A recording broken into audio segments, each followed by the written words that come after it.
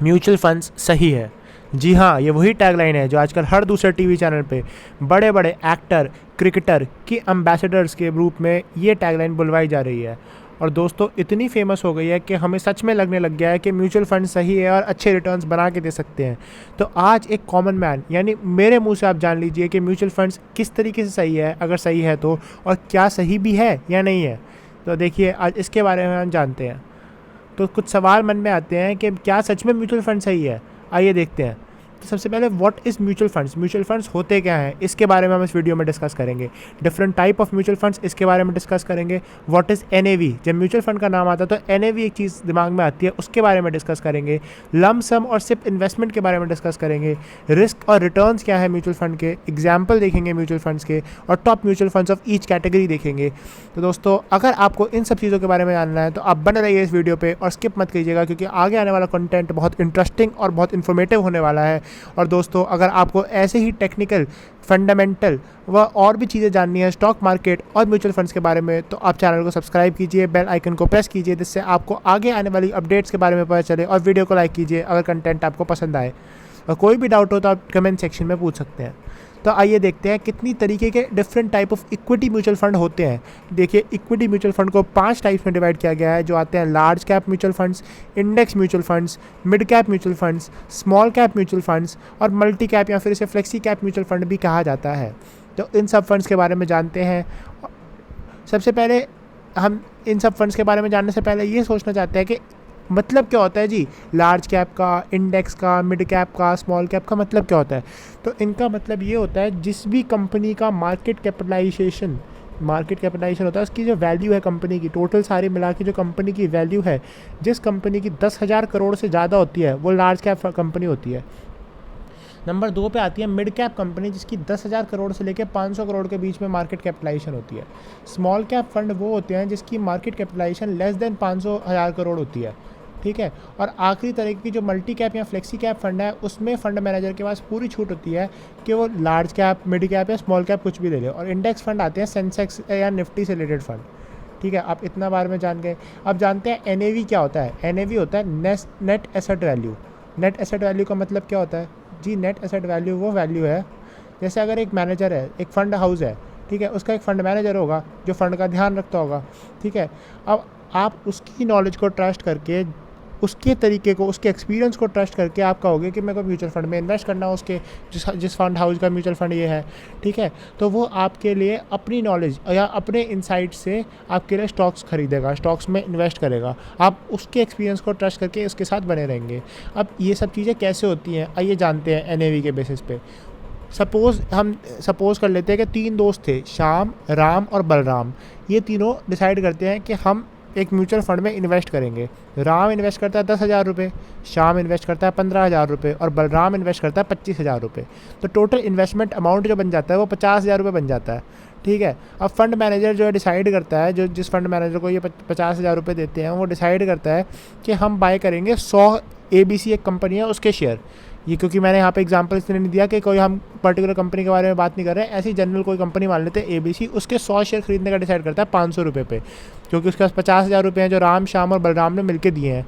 ठीक है। उसमें वो इन्वेस्ट करता है। अब प्रोपोर्शनेट डिस्ट्रीब्यूशन करना चाहते हैं वो, क्योंकि जैसे उसने 500 रुपये के 100 शेयर तो खरीद लिया, 50,000 का माल तो खरीद लिया, पर अब वो डिवाइड कैसे करेगा राम, श्याम और बलराम के बीच में इन शेयर्स को। तो वो क्या करता है, एक एनएवी डिसाइड कर लेता है कि नेट एसेट वैल्यू क्या होगी, 10 रुपये होगी, और उसके 5,000 यूनिट्स बन जाएंगे 50,000 में। तो उन 5,000 यूनिट्स को वो प्रोपोर्शनेटली डिवाइड कर देगा सबके बीच में। जैसे 10 रुपये की एनएवी है, राम ने इन्वेस्ट किए थे 10,000 रुपये, तो 1,000 यूनिट्स तो दे देगा राम को। 15,000 इन्वेस्ट किए थे श्याम ने, तो उसे 1,500 यूनिट्स दे देगा। और बलराम ने इन्वेस्ट किए थे 25,000, तो उसे 2,500 यूनिट्स दे देगा। और इस तरीके से प्रोपोर्शनेटली एनएवी के बेसिस पर डिवाइड कर देगा। 5,000 में से 1,000 यूनिट्स दे देगा राम को, 1,500 यूनिट दे देगा श्याम को और 2,500 यूनिट दे देगा बलराम को। ठीक है, ये तो बात हो गई इसकी। अब ये लार्ज कैप, मिड कैप और स्मॉल कैप के बारे में तो मैं आपको पहले ही बता चुका हूँ। बाकी मल्टी कैप में इंक्लूड करते हैं हम तीनों के तीनों कैटेगरीज। लार्ज कैप में जो फंड मैनेजर होता है उसके पास रिस्ट्रिक्शन होती है कि खाली 10,000 करोड़ से ज़्यादा वाली कंपनियों को खरीद सकता है। मिड कैप में उसके पास रिस्ट्रिक्शन होती है कि वो 1000 से लेकर 500 करोड़, 10,000 से लेकर 500 करोड़ के बीच की कंपनियाँ खरीद सकता है। स्मॉल कैप में उसके पास रिस्ट्रिक्शन होती है कि 500 करोड़ से कम वाली कंपनियाँ ही खरीदनी है। पर मल्टी कैप में वो इन तीनों कैटेगरी की कंपनी खरीद सकता है, तो वो फ्री होता है थोड़ा सा। बाकी इंडेक्स और सेंसेक्स, जो इंडेक्स फंड्स होते हैं उसमें खाली सेंसेक्स और निफ्टी में ट्रेड करता है वो जो आपका फंड मैनेजर होता है। ठीक है, इतनी बात आपको समझ आ गई। अब बात करते हैं रिटर्न्स और रिस्क कैसे होते हैं इसके। देखो, जितनी बड़ी कंपनी, जितनी ज़्यादा मार्केट कैपिटलाइजेशन, उतने रिटर्न्स कम, उतना रिस्क भी कम। जितनी छोटी कंपनी यानी जितना स्मॉल कैप वाला फंड, उतने रिटर्न्स ज़्यादा और रिस्क भी ज़्यादा। तो ये तो आपको पहले ही पता है, मार्केट में ऐसे ही होता है कि जितना ज़्यादा छोटी कंपनी होगी उतने ज़्यादा अच्छे रिटर्न्स होंगे, पर रिस्क भी उतना ही ज़्यादा होगा। अब ठीक है ना। तो अब हम बात करते हैं कुछ कॉमन टॉप म्यूचुअल फंड्स की, जो अलग अलग सेक्टर में हम बात कर सकते हैं। तो सबसे पहले एक है HDFC का। जब हम बात करें इंडेक्स फंड की, तो सबसे बढ़िया जो फंड आता है इंडेक्स फंड में HDFC का index Sensex plan growth fund है ये। ठीक है, डायरेक्ट प्लान हम ज़्यादा कोशिश करते हैं लेने की, क्योंकि डायरेक्ट प्लान में जो एक्सपेंस रेशो होती है, जो कमीशन देते हैं हम फंड हाउस के फंड मैनेजर को, वो थोड़ी सी कम होती है। इसलिए कोशिश करें जब भी म्यूचुअल फंड में इन्वेस्ट करें ना, कोशिश करें डायरेक्ट प्लान के थ्रू करें। जो रेगुलर प्लान होता है ना, उसमें एक्सपेंस रेशो जो होती है वो ज़्यादा होती है। ठीक है, जनरली एक्सपेंस रेशो रहती है 0.1 से लेकर 1% पे। मतलब अगर आप 100 रुपये इन्वेस्ट करते हैं ना किसी भी म्यूचुअल फंड में, तो उसमें से 0.1 या 1%, 0.1 से लेकर 1% तक का चार्ज आपका फंड मैनेजर ले लेता है आपसे म्यूचुअल फंड में आपको इन्वेस्ट कराने के लिए। तो उसे कम करने के लिए आप डायरेक्ट प्लान में इन्वेस्ट करने की कोशिश करें, उसमें एक्सपेंस रेशो थोड़ी सी कम होती है। तो HDFC इंडेक्स सेंसेक्स फंड के बारे में जब बात करें, तो इसने पिछले 5 साल से 15.04% के CAGR पे ग्रोथ दिखाई है, जो कि एक फिनोमिनल ग्रोथ है। अगर आप खाली निफ्टी में या फिर सेंसेक्स में इन्वेस्ट कर रहे हैं और आपको 15% ग्रोथ मिल रही है हर साल से, तो आप बहुत ही अच्छी तरीके से इन्वेस्ट कर रहे हैं। और आपका पैसा जो है यहाँ पे, ये 5 साल से भी कम में डबल हो जाएगा, जो बहुत ही अच्छा तरीका है इन्वेस्ट करने का। ठीक है जी। अब अगले बाद हम बात करते हैं ब्लू चिप यानी लार्ज कैप म्यूचुअल फंड्स की। इंडेक्स फंड की तो हमने बात कर ली, HDFC का सेंसेक्स वाला। अब लार्ज कैप की जब बात करते हैं, तो एक्सिस ब्लू चिप फंड जो है मेरा फेवरेट है, और उसके रिटर्न्स भी काफ़ी अच्छे रहे हैं। इसने 18% के लगभग रिटर्न्स दिए हैं 5 साल में, हर साल।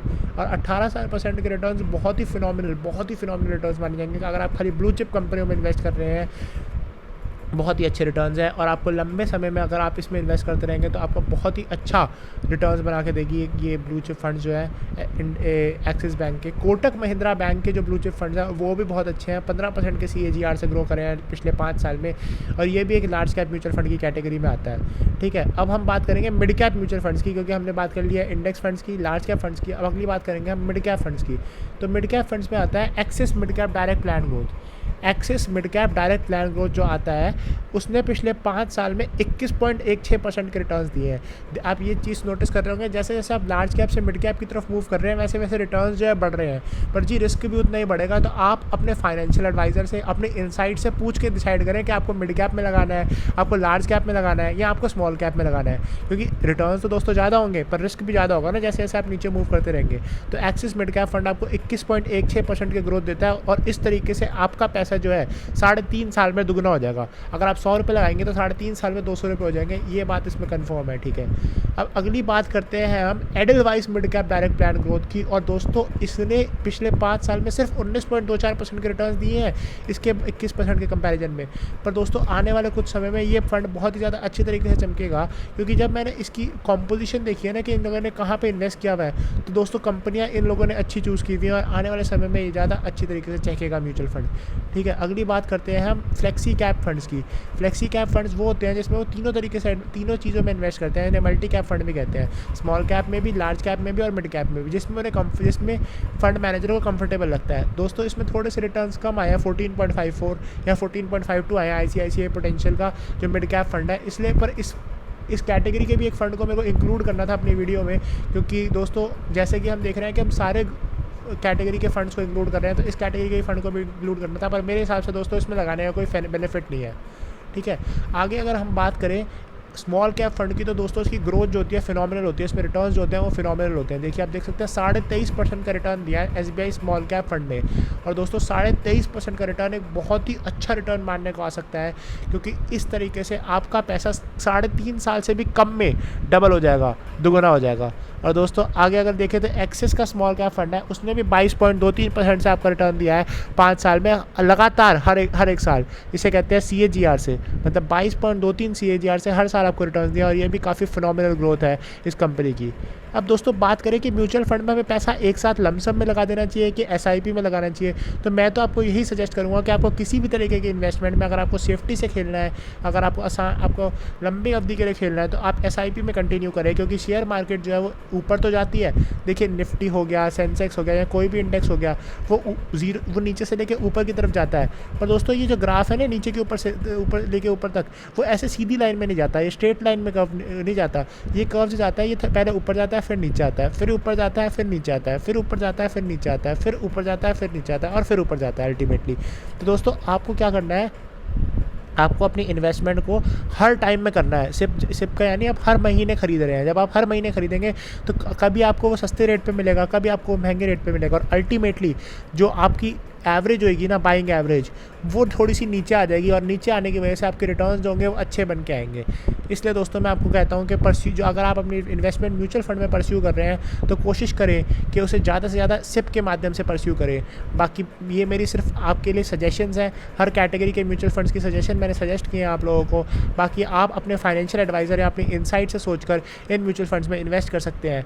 और आगे आने वाली वीडियो में मैं आपको बताऊँगा कि आपको किस तरीके से म्यूचुअल फंड्स में अपना पैसा एलोकेट करना चाहिए, मतलब किस म्यूचुअल फंड में कितना पैसा एलोकेट करना चाहिए आपकी एज के हिसाब से। धन्यवाद दोस्तों।